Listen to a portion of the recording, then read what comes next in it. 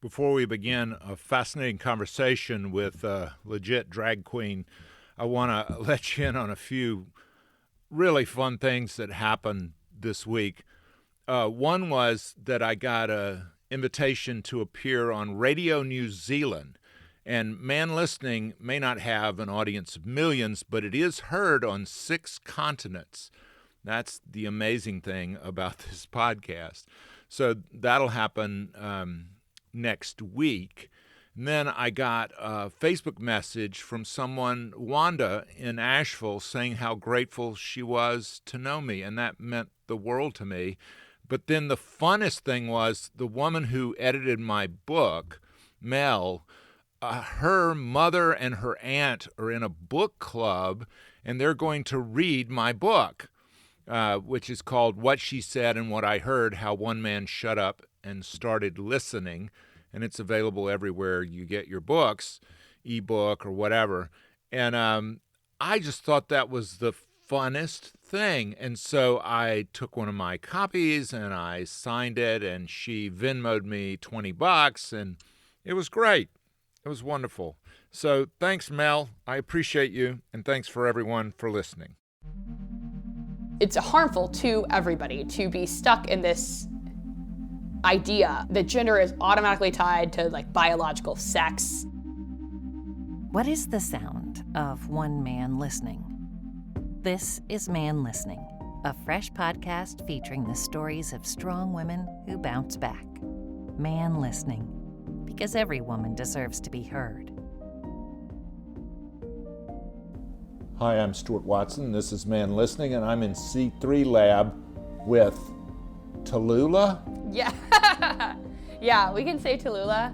My government name is Leah, but Okay. Yeah, but Tallulah for the purposes of this discussion. And I start these all the exact same way. Where were you born? Charlotte, North Carolina. Hospital or home? Hospital. And for your mother, you were number what out of how many? 1 out of 3. For purposes of understanding you, what should I know about your mom and dad? We'll start, because astrology is gay religion. So my mom's a Taurus and my dad's a Gemini. What does that mean in terms of the way my mom's stubborn, but I love her. And she likes to make her home feel cozy. She was not a perfect mother, but a good mother. My father is a different story. He was great for a little while, and then he kind of vanished. So he's an elusive character, an elusive chanteuse, if you will. Sometimes he shows back up, and it's like, oh, hey, Dad, I saw you at Christmas this year. That's weird. I haven't seen you in 3 years. But it's fine. I don't harbor a whole lot of resentment there. Not anymore, anyway. And now, are you closer to him? Better than it was a few years ago. Yeah. He texts me sometimes about the wine he's drinking. So he's like, I'm having this bottle of red from Napa Valley. And I'm like, that's beautiful. Thank you for sharing that information with me. And why is it that? I mean, it's kind of random? Yeah, it's very sporadic. He's not good at communicating, obviously. But yeah, it's completely random for the most part. Okay. When you were 2, your mom would have described you as shy. Shockingly enough. I wouldn't speak to anybody. I had a lot of severe speech impediments as a kid too.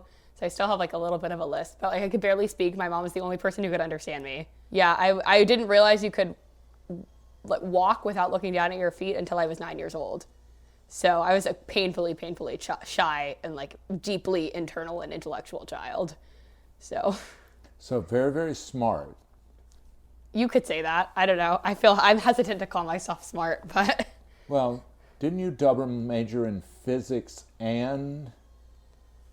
So I was going to double major in physics and English, and I couldn't go abroad, and I never left the country. So I ended up double majoring in English and in Russian, language and literature. When you left home, you went where? To Davidson College. Why? It's a great question. I wanted to go to college. Neither one of my parents graduated from college. So I wanted to pursue a higher education, not for any kind of career reason, because that would be too easy for me, but to pursue 2 degrees that everyone thinks are worthless. And I don't know, just I love school. I love reading. I love learning. I mean, why do they consider, what 2 degrees were considered worthless? English and Russian. English, everyone Russian says. sure as hell not worthless. Yeah, I guess. But it's Russian language and literature, and the only thing I can do is translate poetry. So it's not particularly useful. I wrote 2 theses, both of which were creative, one of which was a collection of my own original poems, and the other of which was a project in which I translated 4 contemporary Russian women poets who had never been previously translated into English. So from the outside, from people who are like, what are you going to do with that? Neither one of those things has a lot of job prospects. So I get asked a lot what I'm going to do with any of them. But, I mean, come on. Let's, give you a lot of credit.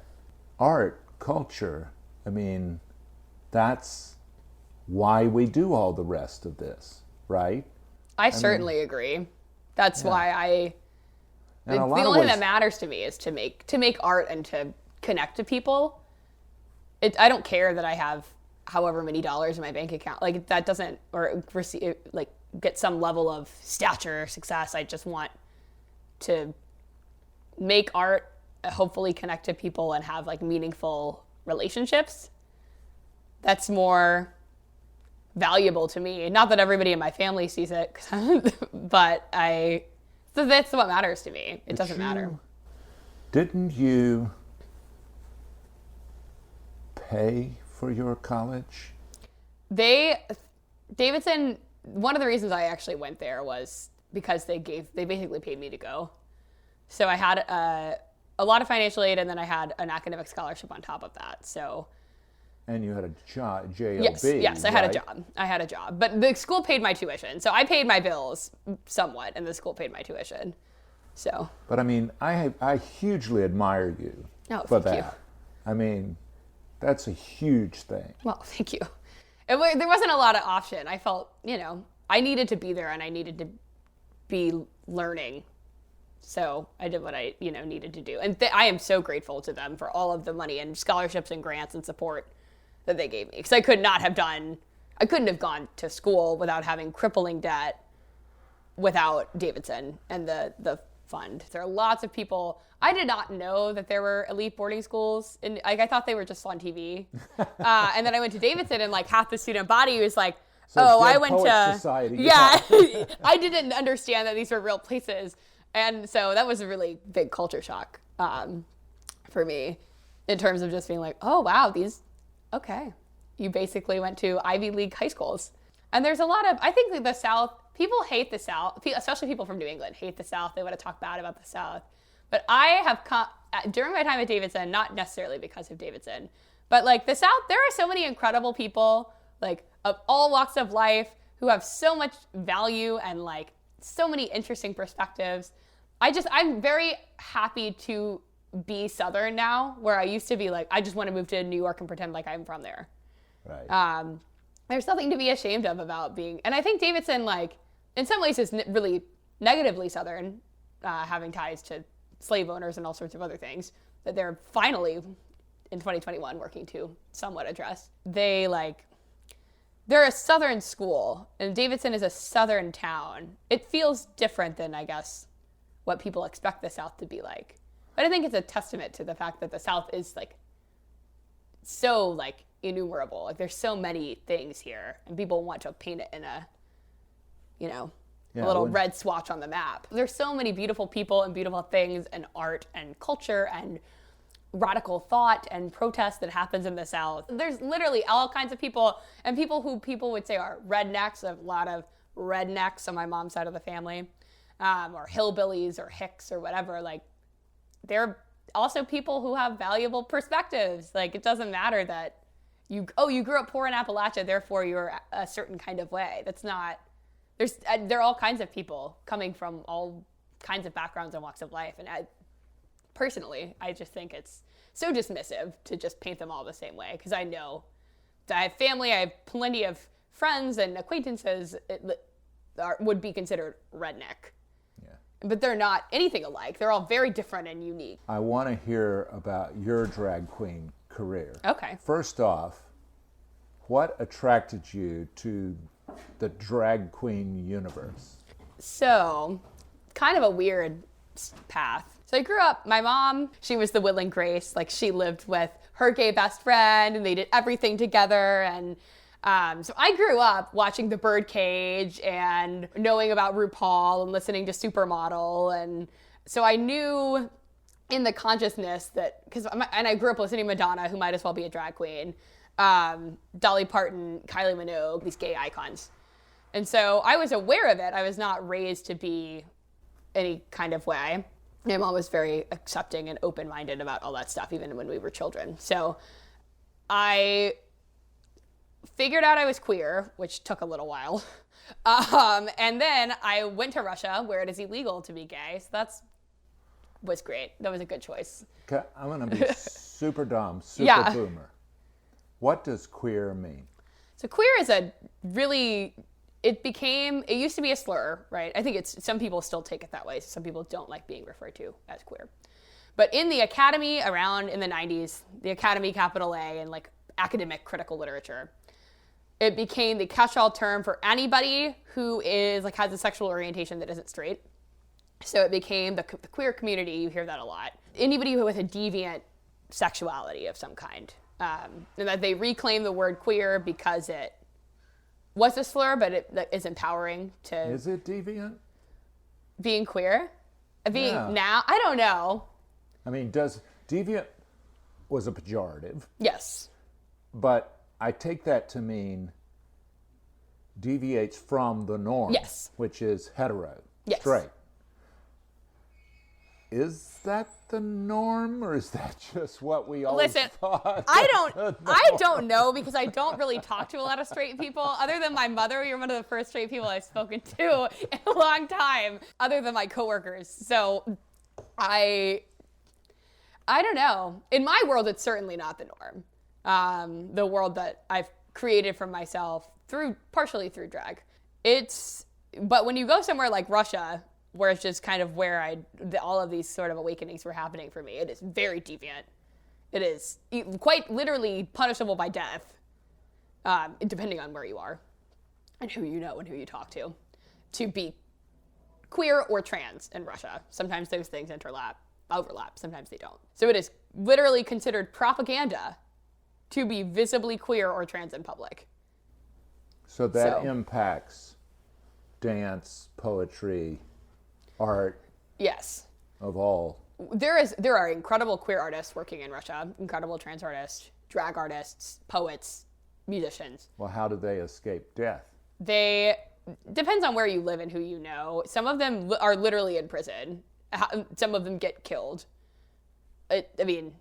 Officially not by the government, but, they're having a lot of protests in Russia right now, which is great, because it is illegal to protest unless you have a permit there. I took a class, actually, once I came back from Russia, called Queer Russia, with my queer Jewish Russian professor named Roman Utkin, who is just the most amazing person in the world. Is he from Russia? Yes, he's from Kazan.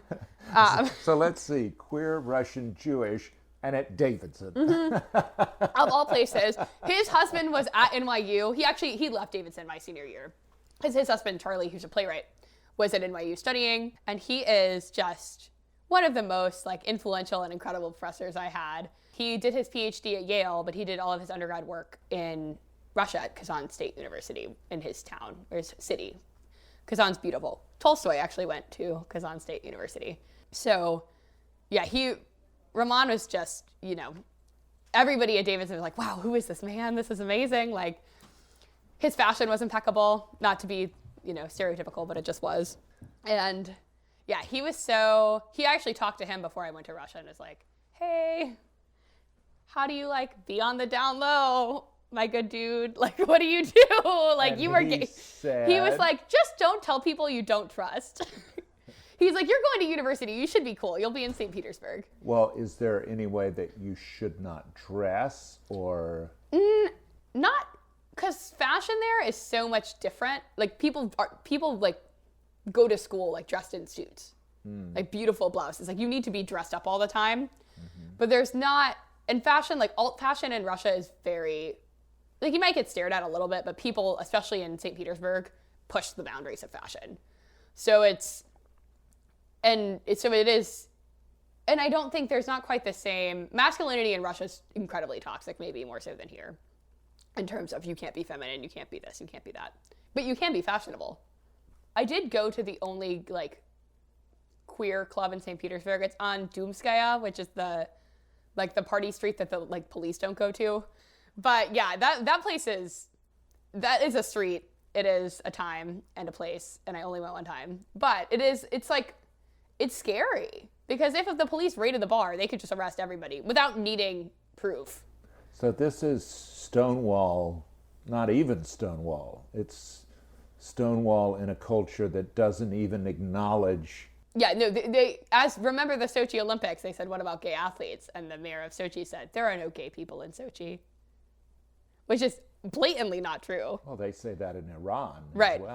as well. And it's, there are people who are queer online. Actually, the Calvert Journal, if you don't follow them, they do a lot of interesting kind of alternative art, and they highlight queer artists in Russia. Where are they based? They're based in Russia. I found them when I went there. Is it in English or in? Yes, their Instagram is in English. Calvert. Yeah, Calvert. Calvert Journal. Okay. And they're great. They do a lot of, like, kind of underground, focus on the underground cultures of Russia. I don't want to leave this club without hearing about it. Oh, the club? So how did you find out about it? How did you go there, and what was it like? So I found out about it online. I don't remember the name of it to save my life. It's like, it was in this kind of out of the way location. Like I said. Did you go by yourself? No, I was with my friend, my Ukrainian friend Dima, and a few other people who were in our program. So we were like, let's go, we'll see it. The Russian drag queens are really mean.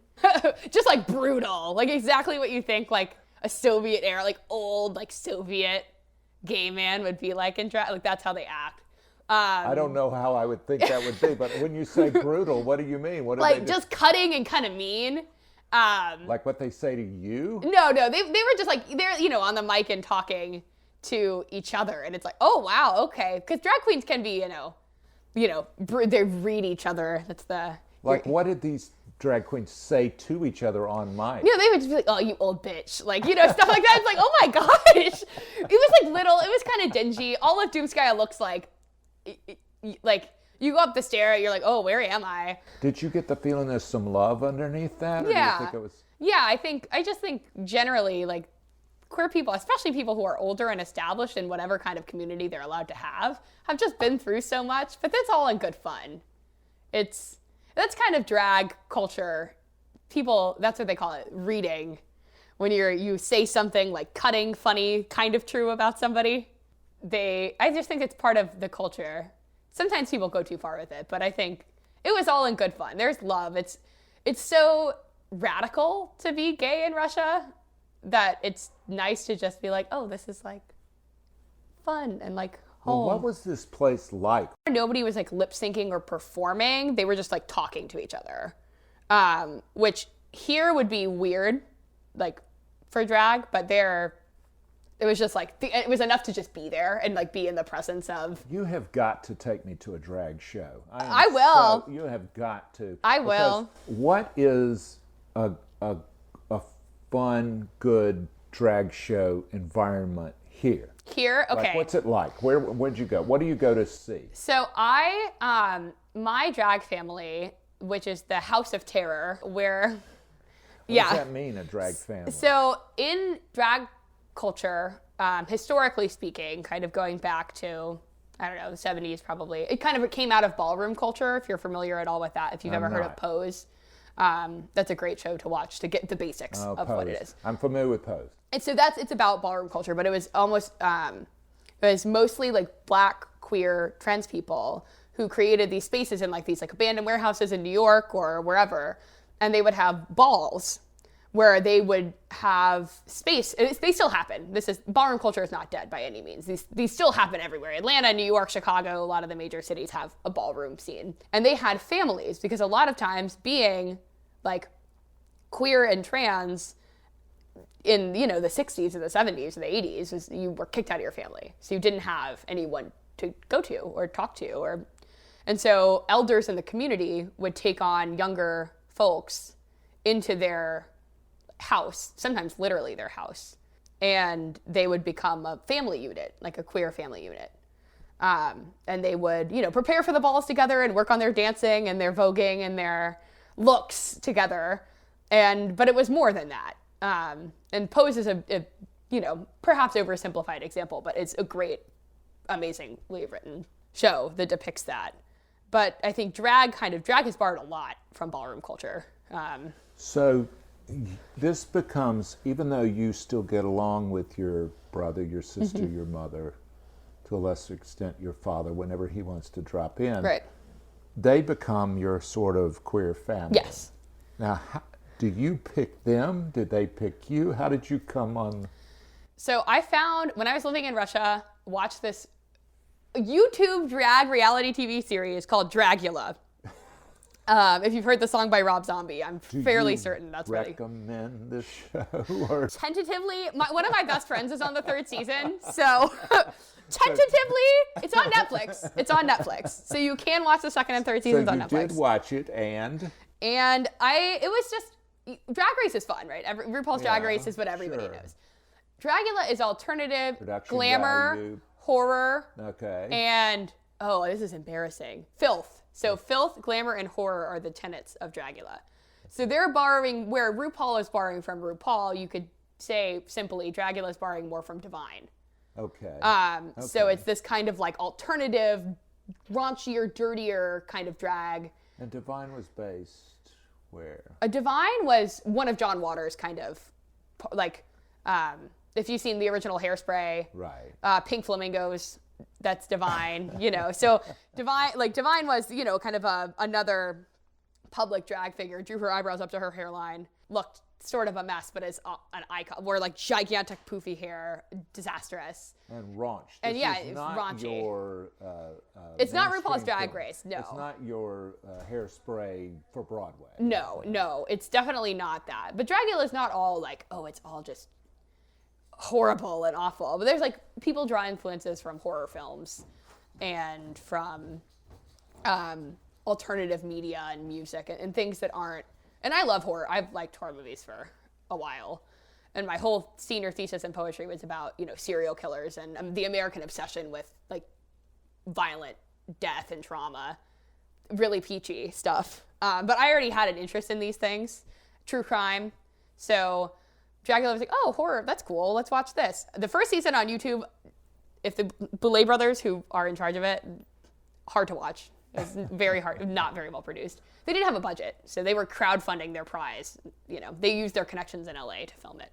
But I saw it and I was like, oh wow, this is interesting. This isn't like the drag I've seen before. And they had space, unlike RuPaul's Drag Race, until this season, really, and even questionably then. They had space for trans people. They had space for people of who aren't like cis gay men to do drag. And they celebrated it because like women in drag, non-binary people in drag, trans women and trans men in drag they've always existed.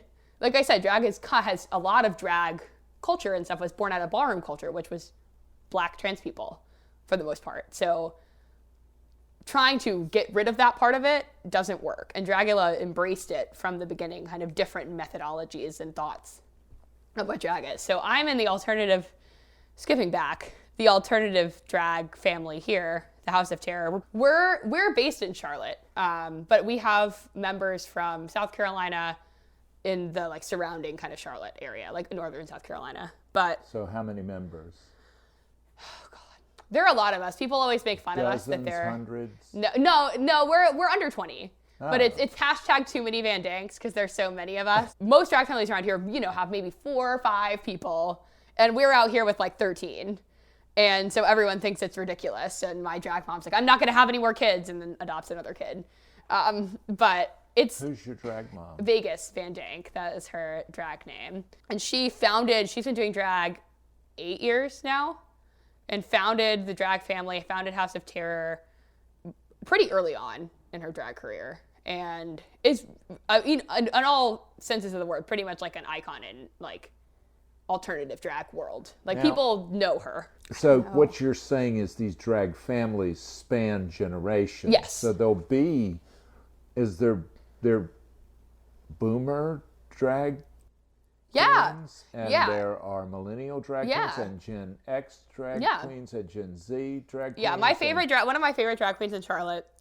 It's so sad. I haven't seen her in so long. Miss Kitty.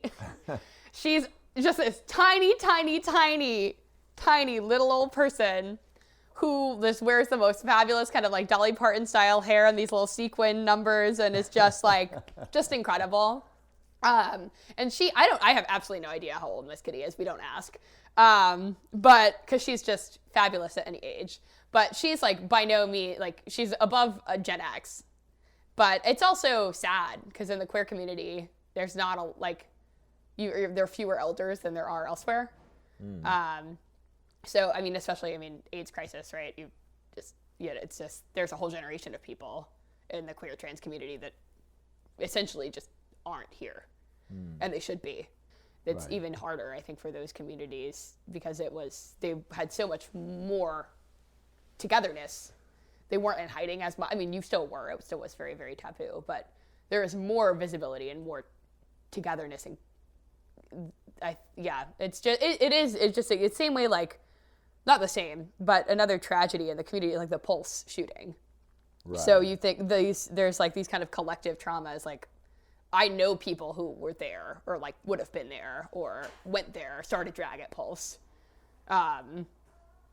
before that. And so it's like, I wasn't there, I haven't, but every time I walk into a gay bar, you think, oh God, where would I go? Yeah. Like, oh, if there's a shooter who came in here, like, what would you do? Oh, you think that way? Yeah. I think it's not all the time, but sadly, it's in the safe spaces, these are safe spaces, and you still think about that kind of stuff.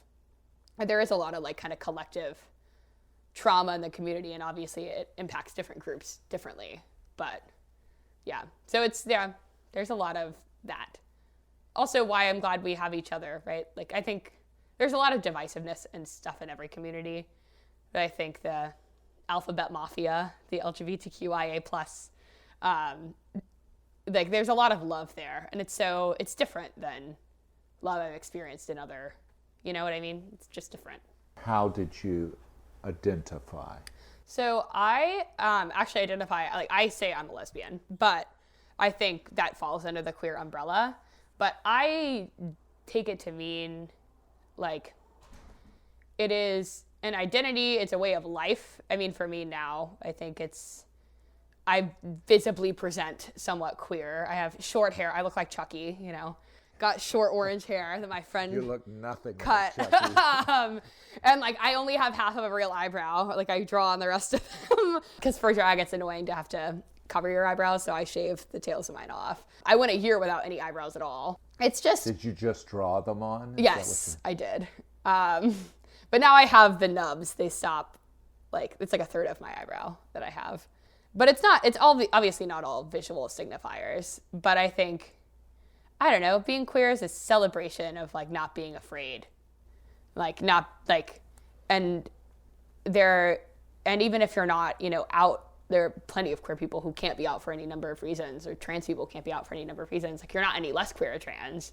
Like, if you're in a space with other people who share some kind of experience that is not celebrated by the majority, it feels like, I don't know, it's like a euphoria, sort of. Like, it's like a very special emotion. And yeah, I think being queer is about, it's like being unapologetic and being like loving and open-minded and radical and wanting better, not only for your own community, but for every marginalized community, like to fight for what you believe in. I think those are all parts of it. And I think not that everybody who's gay or queer feels that way, but that's essential to what I think it means for me. Well, I've known you since you were in high school, middle school, high school. Yeah, high school. And I've always admired you, and I admire that about you too. And the thing is that it just strikes me that whenever anyone cannot be who they are for whatever reason, and that they have to put on a face or pretend to be something that they're so profoundly not, that it comes at an incredible psychic cost. Yeah. So whenever anyone can genuinely be who they are, there's this hugely liberating feeling. Definitely. And if you ever go to any gay pride event, whether it's a parade or anything else that celebrates that, you get that feeling. Oh my God, this is liberating. Yeah. This is so, there's an effusive nature to that. Definitely. That really, people who are friends or supporters, loved ones, right, that they feel that vicariously. That makes me happy. Yeah, Pride, not having Pride this year was hard because of, obviously the best call. Charlotte Pride did not need to happen this year. But yeah, it is so, and for so many people, it might be the only time in the whole year that they can have a weekend to be themselves. There are a lot of people who are, like I said, closeted for any number of reasons. And Pride, you can take a weekend off of your main life, right, to be authentic. And I think it's such a special place, and for queer youth too, because sadly, a lot of queer spaces are adult only, right, 18 plus, 21 plus. Drag shows are in bars, right? Not always, but there need to be more sober and like family-friendly kind of places that aren't drag queen story hour at the library. That's great. But Pride allows a kind of like full community experience, which often is not possible. You can't have a, 12-year-old like trans girl come into the gay bar. Like that's not, it's a space where everybody can be celebrated, no matter your age, no matter like your sobriety, no matter anything. Like you are welcome at Pride in a way that is so special. And just in the actual practice of the yearly kind of year-round stuff, it's not always practical to have the community, like a full kind of age and community like that. So I hope I can ask you something that just bothers me. How? Like, what are some pragmatic ways that you think we can separate masculine virtues and feminine virtues from the hardware? So I think you make a good point in that like this kind of like cis patriarchal standard hurts everybody. I mean, be you straight, cis, queer, trans, whoever you are, it affects everybody and it's harmful for everybody. It obviously affects certain groups and people more, specifically Black trans women who are killed at an absolutely alarming rate.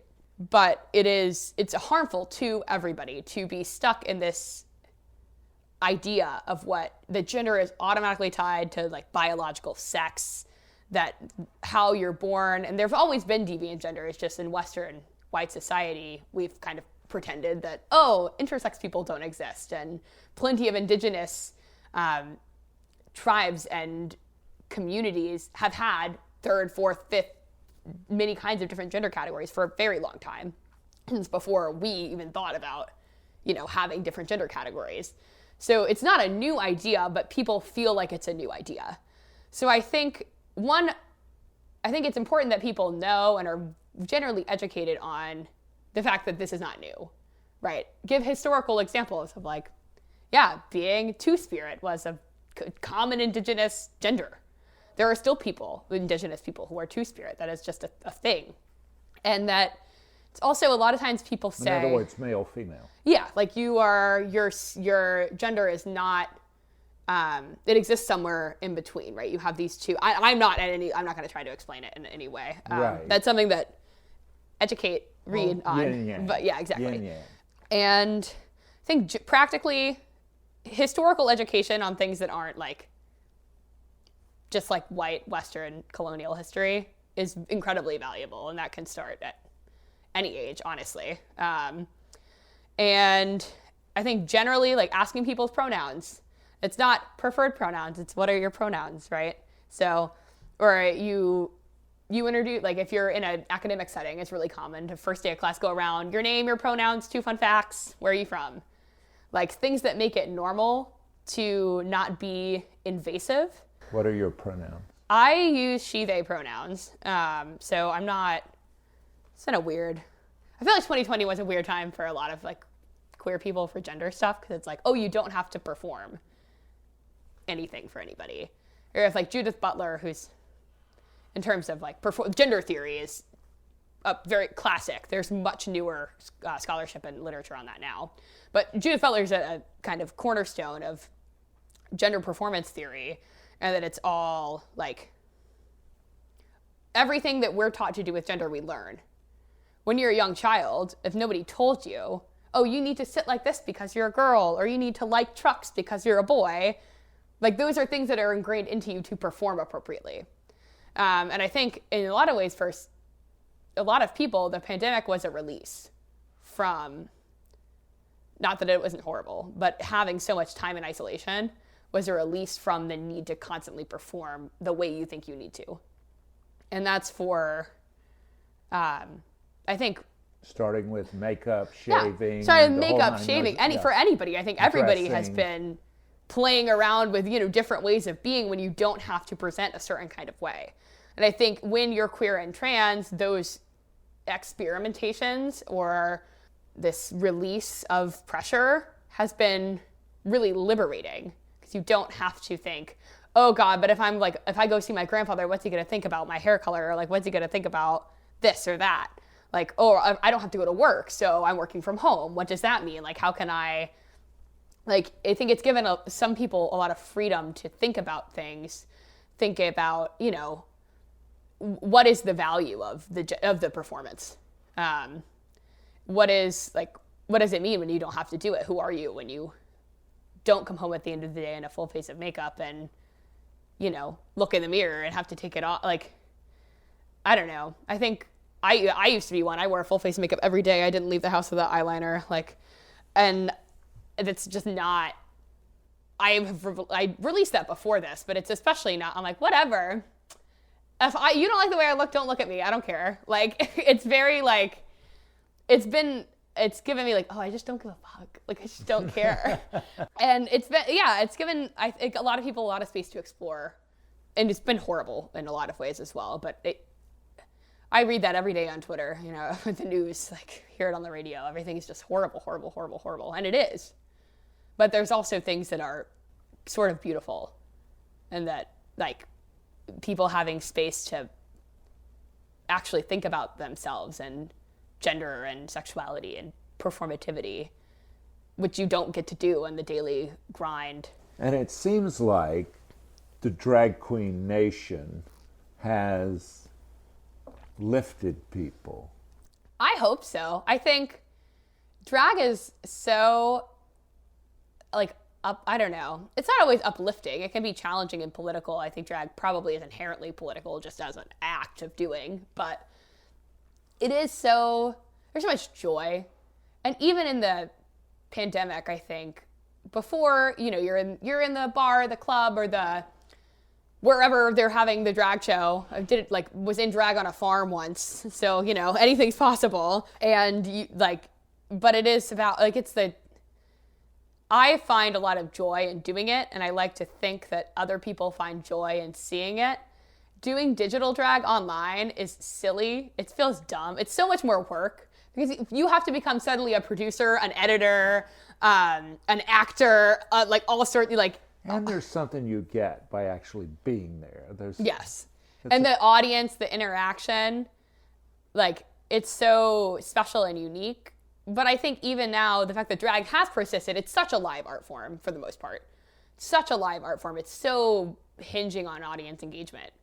And that it has persisted and evolved in the time of COVID is sort of amazing. Because when it first started, I was like, what are people going to do?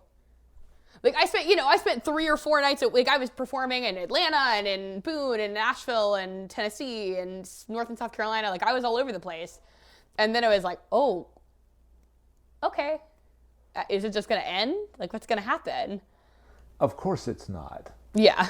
Of course it's not. We're going to look back on this time.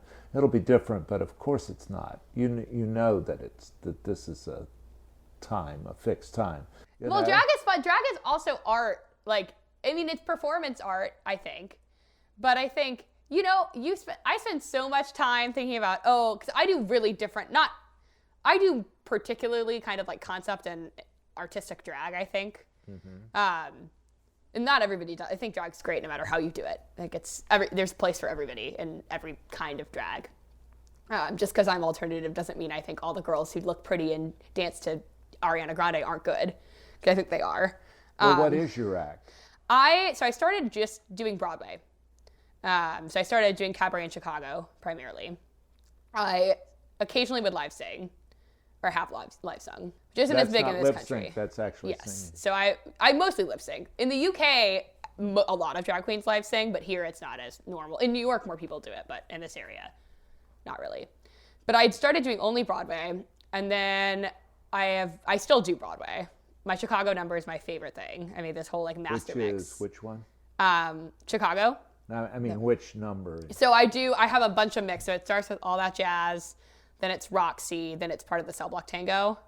And I have like chair choreography and the whole 9 yards. It's a lot. I'd love to see. I actually did it for the finale of the first drag competition I was in. I, like always, came in second. I'm Charlotte's favorite loser. Wow. I had been doing drag for like 6 months at that point. That's not losing. That's, Yeah. I did, and then we did, that was Charlotte's Next Drag Superstar, Chaser's Next Drag Superstar. And then we did, right before the pandemic, it ended a little less than a year ago. Is Chasers open? I don't know. Now? Not really. No. Everything's shut down. Because I performed at Twist in Greensboro, which is a great, great space. Very, like, they consider themselves not just like a gay bar, but it's an everybody bar, just like an accepting bar. Great, awesome space. Almost like a nightclub. Yeah, and Twist is more of a like lounge, Twist lounge.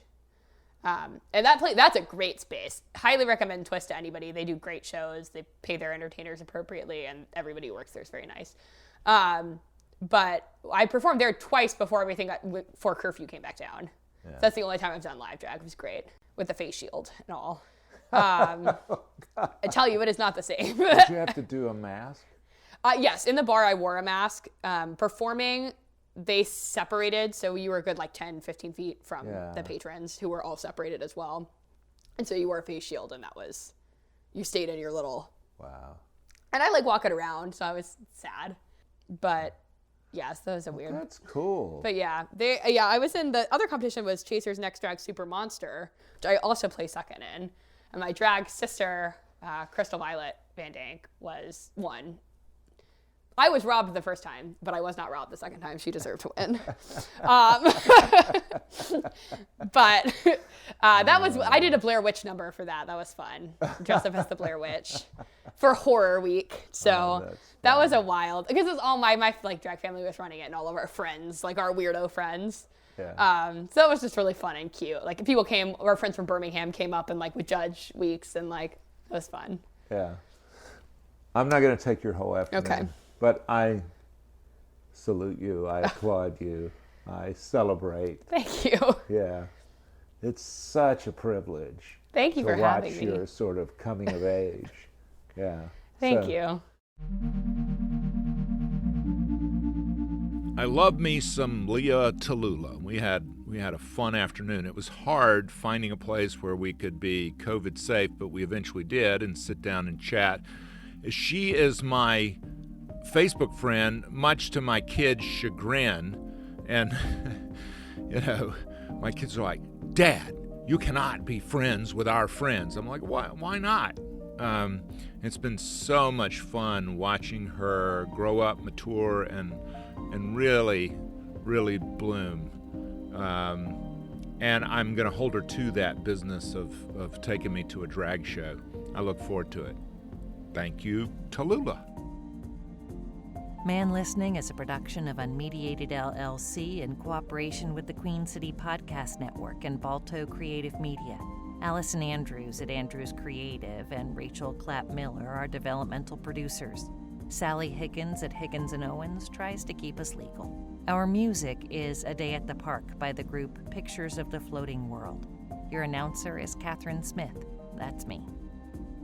Please go to our Patreon page. You'll find us at patreon.com. Look for Man Listening, one word, no spaces. We hope you'll join us by becoming a member. A small investment can raise up the conversation. If you want exclusive member merch, like a t-shirt, we can arrange that too.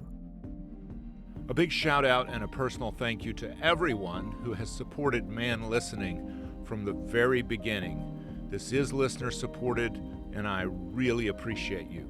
Thanks so much. Don't forget to support us at Patreon. We believe one voice can change the conversation. Click the subscribe button, and next week you'll hear. And I remember him running out into the street and falling face down, and then the kids running out after him. And that incident wiped my hard drive. That's next week on Man Listening. Thanks.